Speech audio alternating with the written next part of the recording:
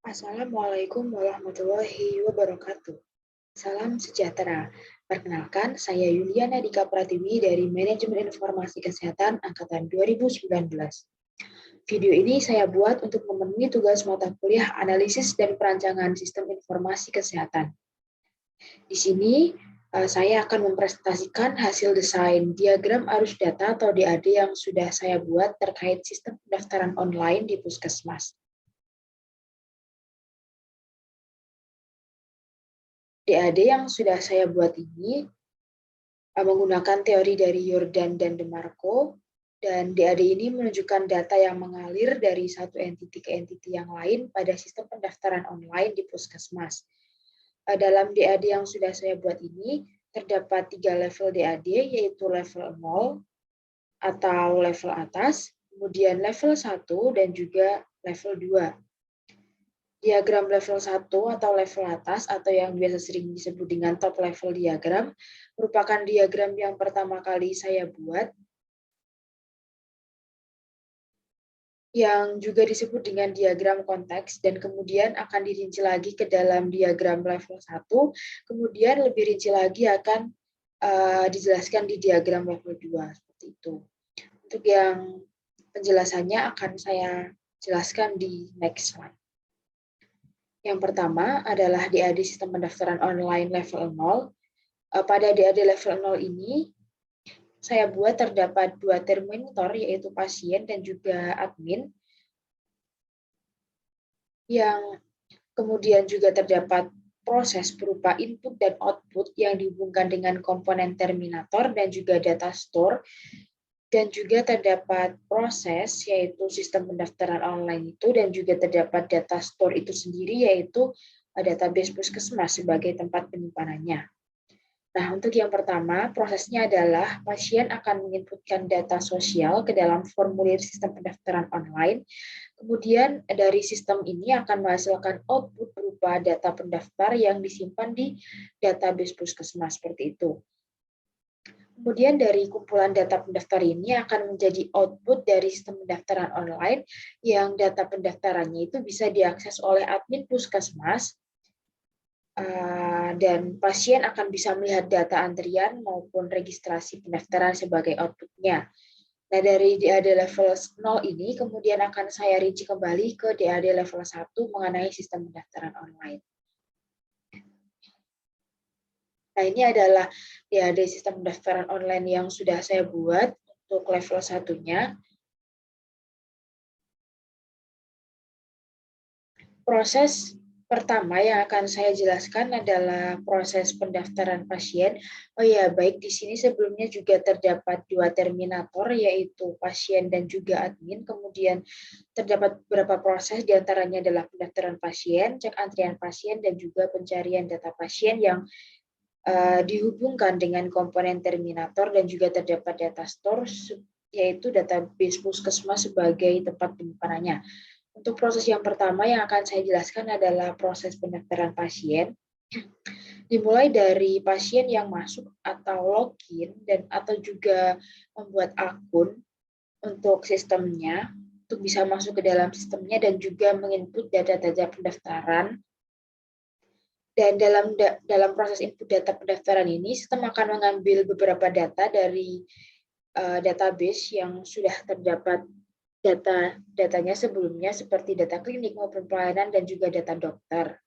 Nah, kegiatan yang sudah dilakukan pasien tersebut itu akan diproses oleh sistem pendaftaran pasien, kemudian data pendaftaran akan tersimpan di database Puskesmas seperti itu.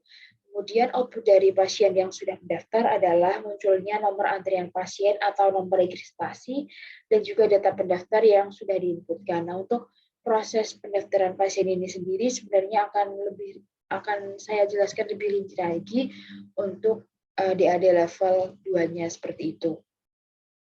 Kemudian proses yang kedua adalah mengecek antrian pasien. Nah, di sini pasien akan melakukan cek informasi antrian melalui sistem dengan memilih layanan cek informasi pasien. Kemudian sistemnya itu akan mengambil data list antrian pendaftaran yang belum terlayani dari database Puskesmas. Nah, selanjutnya sistem akan menghasilkan output berupa respon data list antrian yang bisa digunakan sebagai informasi bagi pasiennya, seperti itu untuk proses yang kedua. Nah, untuk proses yang terakhir adalah proses pencarian data pasien. Di sini pasien akan menginputkan nomor rekam medis dan juga tanggal lahir mereka untuk mencari data mereka di dalam sistem informasinya. Nah, sistem informasi akan meneruskan data pasien yang sudah diinputkan ke dalam database untuk dicarikan datanya apakah terdapat data tersebut di dalam database puskesmas. Nah, setelah dicari di dalam database puskesmas,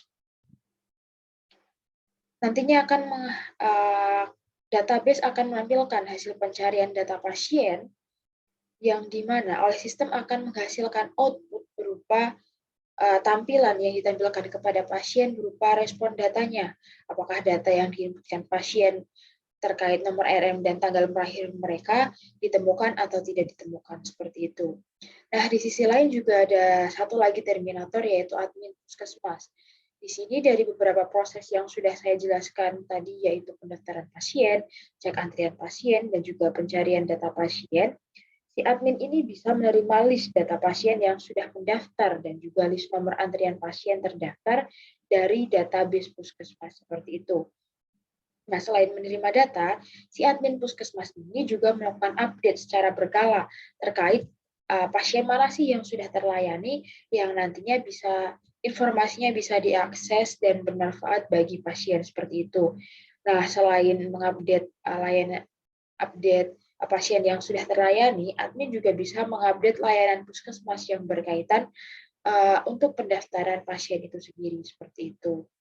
Nah, untuk yang selanjutnya yang akan saya jelaskan adalah DAD sistem pendaftaran online yang level 2. Nah, di sini yang saya jelaskan adalah terkait pendaftaran online-nya saja, karena untuk cek antrian pasien dan juga pencarian pasien, menurut saya sudah cukup seperti itu, tidak perlu dirincikan lagi. Nah, untuk diagram level 2-nya ini sama seperti diagram level 0 dan juga 1. Pada DAD level 2 ini yang saya buat juga terdapat dua terminator, yaitu pasien dan juga admin, yang terdapat beberapa proses, yaitu pengisian data pasien, pemilihan jadwal kunjungan, pemilihan klinik dan dokter, dan juga konfirmasi pendaftaran yang dihubungkan dengan komponen terminatornya, dan juga terdapat data store berupa database puskesmas sebagai penyimpanannya, seperti itu. Untuk proses yang pertama yang akan saya jelaskan adalah pengisian data pasien. Di sini pasien nantinya akan menginputkan data sosial pasien mereka seperti nama, tanggal lahir, kemudian alamat, seperti itu. Kemudian data yang sudah diinputkan akan masuk ke database puskesmas, seperti itu, dan oleh database puskesmas juga akan dikembalikan ke sistem dan bisa ditampilkan kepada pasien mengenai data pasien yang sudah diinputkan tadi, seperti itu. Kemudian proses yang kedua adalah pemilihan jadwal kunjungan. Untuk pemilihan jadwal kunjungan ini sendiri, pasien memilih tanggal kunjungan mereka, di mana jadwal kunjungannya itu sudah terdapat listnya yang diambil dari database puskesmas. Nah, dari hasil pilihan tanggal kunjungannya nantinya akan disimpan di database puskesmas itu juga, berupa hasil pilihan tanggal kunjungannya, dan juga akan ditampilkan kembali ke pasien berupa jadwal kunjungan yang telah mereka pilih.